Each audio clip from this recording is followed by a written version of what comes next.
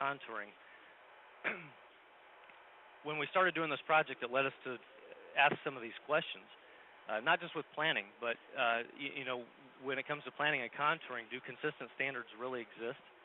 How can we take that subjectivity away between different clinicians? And if it ultimately is the dosimetrist's responsibility, how do we increase confidence levels in making that decision?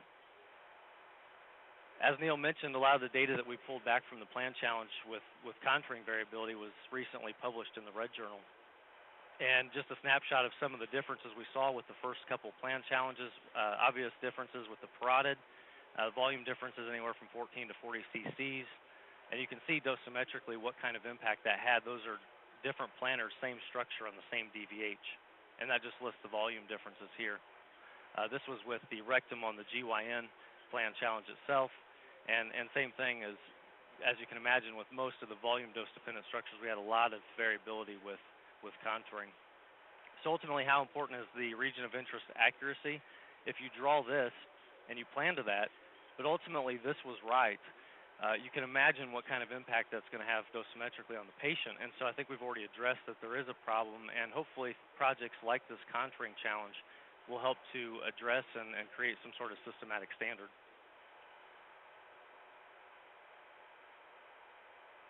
There are several studies out there, as the other speakers have already alluded to, about contouring accuracy and variability, and this was one specific to the topic at hand, the head and neck contouring. And this was a study done assessing auto-segmentation tools, and Ben's going to talk about that a little bit with the contouring challenge and some of the auto-segmentation vendors that are out there. I'm briefly going to mention the brachial plexus and the contouring study that's already been done, because Dr. Wheeler is going to focus a large part of his presentation on some of the new guidelines that are on the horizon. This study was done just showing inter-observer variability amongst different clinicians, and I believe this was within the same clinic. With the brachial plexus itself. So why a contour challenge? I think it's obvious that this is probably the greatest source of potential variability in our field. Has the greatest potential impact on several things downstream. I think some of the myths that exist right now with contouring is, it's probably not that bad and we can ignore it, sweep it under the rug possibly.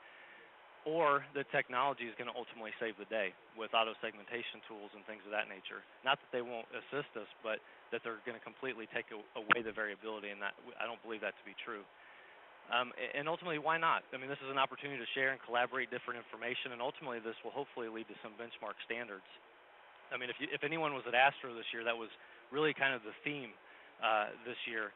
I think this field is evolving with evidence-based medicine and reimbursement cuts that really we need to focus on quality at hand with some of the more basic foundation things that drive this field.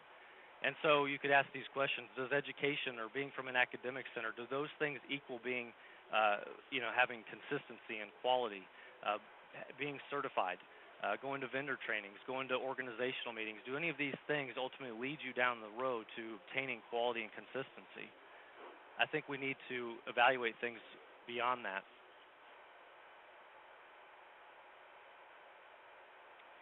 And so ultimately what may sound good in theory may not always prove to be the best idea in reality. And I think we can start asking the question, instead of looking at things whether they're good or bad, start looking at what is acceptable versus what is possible, not only with planning but with contouring itself. And if we look at these different silos of accountability in our field and the whole kind of process map, if you will, I think that us as a company, we're generally focused right now on the anatomy accuracy and the plan quality itself. When you look at benchmarking, I think you can look at it as a four-stage process. Planning, data collection, data analysis, and reporting and adaptation to that data. We as a company, we're committed to help plan and facilitate these contouring challenges and analyzing, obviously, with standard imaging and the software tool with structure, and then ultimately reporting that data back to you so that we can help define some current standards. But getting participation in these projects is not always easy. And hopefully with the first two contouring challenges that we've begun, we've started to tear down some of those walls, and the numbers are really growing, which is great to see. So is a quality system for contouring possible? I think Dr. Ruski did a great job of explaining that one definitely is. We have our own challenges with establishing a quality system amongst our own group of colleagues because we work in a remote environment, and a lot of us aren't working shoulder to shoulder every day. And some studies like this one that were done, taking randomized participants and doing pre- and post-educational seminars based on contouring analysis, and then ultimately leading to a widespread improvement in all groups, prove that sometimes just simple communication will allow a tenfold increase in improvement in contouring. And us as a foundation, we're obviously committed to helping with the plan challenge data that we receive and some of the mentoring and coaching projects we're involved in, taking plans like the one on the left and basing what we're seeing back with the plan challenge and trying to help individuals improve their overall plan quality and ultimately bringing their dose volume histograms down. But how real are these improvements? At the foundation of all of this plan quality and plan assessment is contouring. So when we look back at this quality system in practice, what we're doing internally is very similar to Dr. Ruski's elegant presentation, looking at a data set such as this head and neck and evaluating how our individual dosimetrists will contour that data set and then plugging those values into structure, providing a report card based on some sort of gold standard, and then going through an internal training, talking about the extra common and missing voxels based on that data set, reporting that back to the individual, and then having them do it again and reassessing the score. And you can see here that our scores generally increase. So us as a company, with this as our foundation, we're in the process of successfully establishing standards internally. And in addition, this has become really the bedrock of our mentoring program because it really is so dependent on consistent contouring.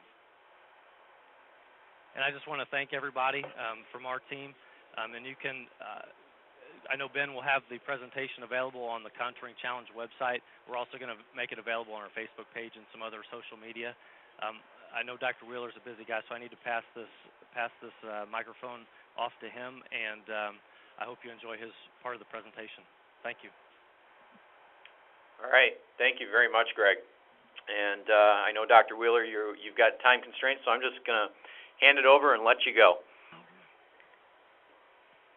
Yeah, this is Dr. Wheeler. I didn't realize when I put this talk together that I was actually going to have the lightest of all of the presentations.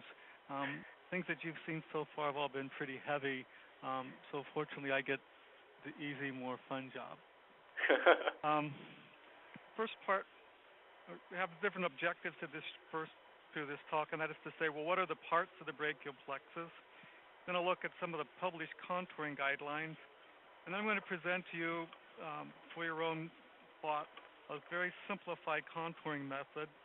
Then we'll share with you some reasons for why it's important to contour the brachial plexus, and then at the end there are some references so that if you want to look up any of the things that I talked about, you can do so, at your leisure in greater detail.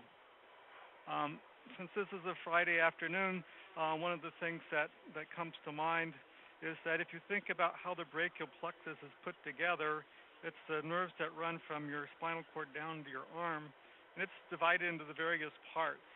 And if you had to be like your doctor and take anatomy class, you'd have to learn all the roots of the brachial plexus, the trunks, the divisions, the cords, and the branches. An easy way to remember the order that those come in is to say that radiation therapists drink cold beer, because it goes from the roots to the trunks to the divisions to the cords to the branches.